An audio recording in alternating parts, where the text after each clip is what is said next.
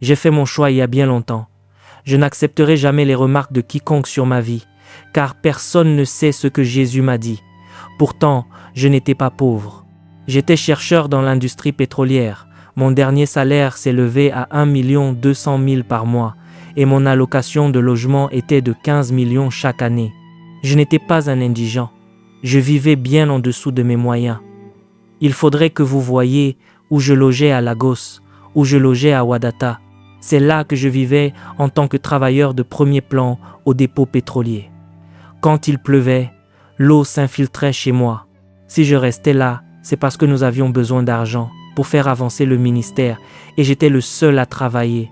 Je n'avais pas besoin d'une révélation divine pour comprendre que Dieu avait déjà réglé ses factures en me donnant cet emploi. J'ai épousé la fille d'un professeur et je l'ai emmenée dans cet endroit où l'eau s'infiltrait. En me voyant dans cet état, on aurait pu se dire que c'était un opprobre. Mais c'était un opprobre que je ne porterais que parce que je suivais Jésus qui était devenu mon Seigneur et mon partage. Et cette femme, issue de la maison d'un professeur et enfant unique pendant 15 ans, était heureuse de rester avec moi dans ce pays. Elle savait que je gagnais de l'argent, mais cela ne se traduisait en rien dans notre garde-robe ni dans notre cuisine, car nous vivions pour les autres. Vous faites de même aujourd'hui en suivant mon exemple. C'est précisément ce chemin que Dieu utilise pour former des dirigeants. Si vous refusez de vous sacrifier pour les gens ou d'encaisser des coups à cause d'eux, cela signifie que vous êtes petit. Vous êtes un homme petit dans un grand corps, tout comme Adam qui, bien qu'adulte, n'avait spirituellement que 2 mois. On regardait ses yeux en pensant qu'il s'y passait quelque chose, mais c'était un homme petit dans un grand corps, de taille insuffisante face à Satan. Certes, je connaissais mon travail et j'étais exceptionnellement bon. Ne pensez pas que lorsque j'ai donné ma démission, elle a été acceptée tout de suite. Ils l'ont rejetée la première fois. J'ai dû prier pendant 3 mois avant de la présenter à nouveau.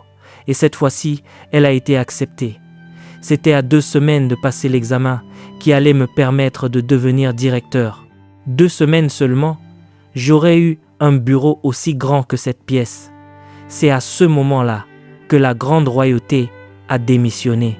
Si l'on regarde cette progression, on pourrait dire que c'est l'esprit d'opprobre, que l'on a échappé à quelque chose venant du village qui nous poursuivait sans cesse. Mais s'il a quitté l'Égypte bravant la colère d'un roi et endurant toutes ces épreuves, c'est parce qu'une conscience était vivante au plus profond de son âme. Partout où nous allions, les gens nous reconnaissaient. Dès l'aéroport, la police commençait à nous servir. Dans certains aéroports, nous ne voyions même pas les agents de l'immigration qui tamponnaient nos passeports, car nous étions installés à l'écart. C'est de cela que je parle, en Europe, en Afrique, partout. On ne devient pas ainsi simplement parce que l'on désire être grand, on le devient parce que on a la folie de suivre cette conscience. C'est la grandeur qui suscite cette vision. C'est la grandeur qui permet à cet opprobre de venir sur vous. Si vous avez les yeux pour voir, vous saurez que c'est la grandeur qui déploie ce mystère dans la vie de cet instrument.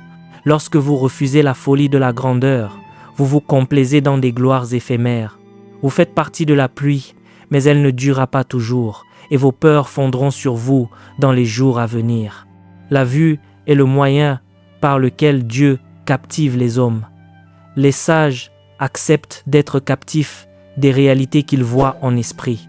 En parlant de Jésus, la Bible dit qu'en vue de la joie qui lui était réservée, il a souffert la croix. Il a vu quelque chose qui lui a donné la capacité de survivre à la croix, en méprisant l'ignominie.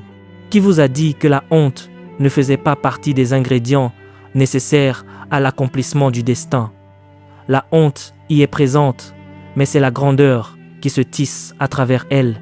Personne ne voudra s'identifier à vous dans ce creuset de la honte, car on n'y voit pas la grandeur.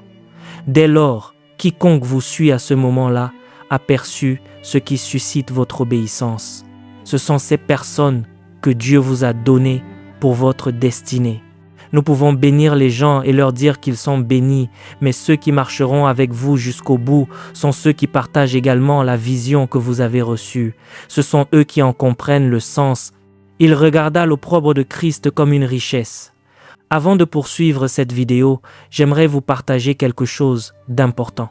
Si vous désirez aller plus loin avec Dieu et découvrir ce qui a réellement fait la différence dans la vie des grands généraux de la foi, je vous invite à vous procurer mon livre « Les généraux de Dieu ».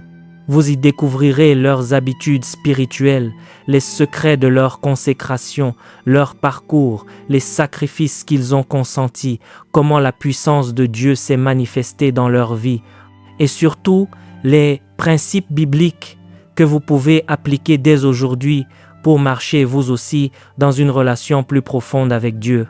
Le lien se trouve dans la description de cette vidéo. Je suis convaincu que ce livre sera une véritable bénédiction pour votre vie spirituelle. Maintenant, revenons à notre enseignement. Voilà l'analyse de l'action de la réalité spirituelle sur son cœur. Il possédait un principe d'évaluation. Les révélations qu'il avait reçues lui donnaient le moyen d'évaluer et de savoir ce qui avait le plus de poids et ce qui devait être méprisé. Lorsque vous marchez avec Dieu, il vous fait estimer la souffrance que vous endurez pour son nom bien plus que ce que la chair recherche. Et cela n'est que pour un temps. Avant que cette saison ne s'achève, beaucoup ont quitté ce lieu d'opprobre pour s'élever eux-mêmes vers les richesses. C'est la preuve que vous n'écoutiez plus et que vous aviez pleinement embrassé la chair pour parvenir à vos fins avec les ressources de la nature déchue.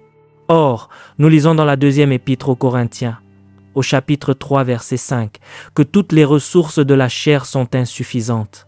Cela signifie qu'en faisant ce choix, par une analyse purement humaine, vous vous engagez sur la voie de l'insuffisance. Savez-vous ce qui vous arrive alors? Vous vous retrouvez sans soutien, sans protection. Cela prendra du temps, mais après un moment, votre nudité sera dévoilée. Tous les symptômes de l'insuffisance réapparaîtront, parce que vous vous êtes détourné du chemin de la faiblesse qui mène au Saint-Esprit. Si vous n'êtes pas prêt à être traité de fou pour Jésus, c'est que vous voulez briller trop vite. Vous ignorez que ce n'est pas vous qui êtes grand, mais celui qui est en vous. Si vous vous alignez sur lui, il vous conduira sur le chemin de la grandeur. Et lorsque la grandeur commence à produire ses effets, elle ressemble à de la folie et à de la mort, de sorte qu'aucun homme charnel ne peut embrasser la véritable grandeur qui vient du Saint-Esprit. La raison pour laquelle Dieu vous fait traverser le désert avant de vous conduire vers les sources d'eau, c'est que pour survivre à la grandeur, il faut de l'endurance. L'Écriture dit qu'il rendit son peuple très fécond et plus puissant que ses ennemis. Vous aurez des ennemis lorsque vous entrerez dans la grandeur. Et si vous n'avez pas la force de survivre au désert, à la solitude et aux terres arides, vous n'aurez pas ce qu'il faut pour survivre au jour où la lumière de sa face resplendira. Revenons à l'épître aux Hébreux, nous n'avons pas terminé. J'étais en prière quand Dieu m'a dit que j'étais désormais prêt à tenir le sceptre que j'avais été ordonné de porter. Le fait d'avoir un appel ne signifie pas que vous l'accomplirez.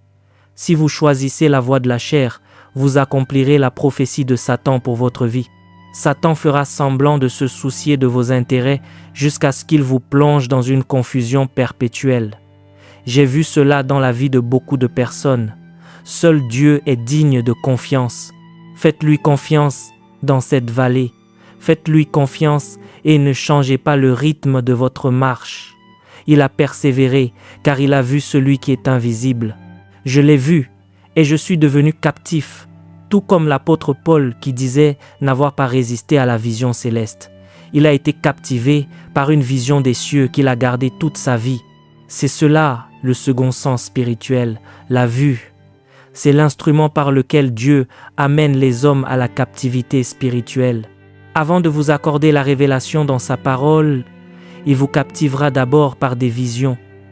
Personne ne porte des révélations sans être devenu un prisonnier de Jésus. Il faut être un détenu, enchaîné par les visions qu'il place devant vos yeux. Il a persévéré en voyant celui qui est invisible. Je suis arrivé à Abuja et je me suis rendu à la banque Zénith pour une transaction.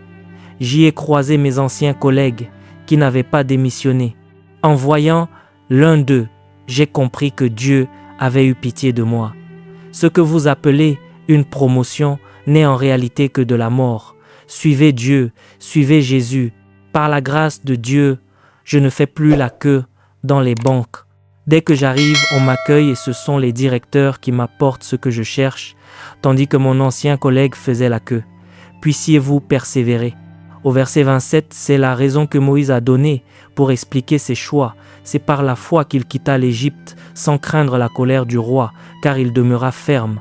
Il a persévéré malgré l'opprobre, malgré le manque, malgré les circonstances défavorables. Pourquoi a-t-il persévéré? Il a persévéré parce qu'il a vu celui qui est invisible. C'était une conscience, une vision qui lui a donné la force de surmonter la contradiction. Quand vous rencontrez un homme incapable de persévérer, sachez qu'il est devenu sage à ses propres yeux et qu'il a cessé de lever les yeux vers les montagnes pour obtenir du secours. Il a persévéré parce qu'il a vu celui qui est invisible.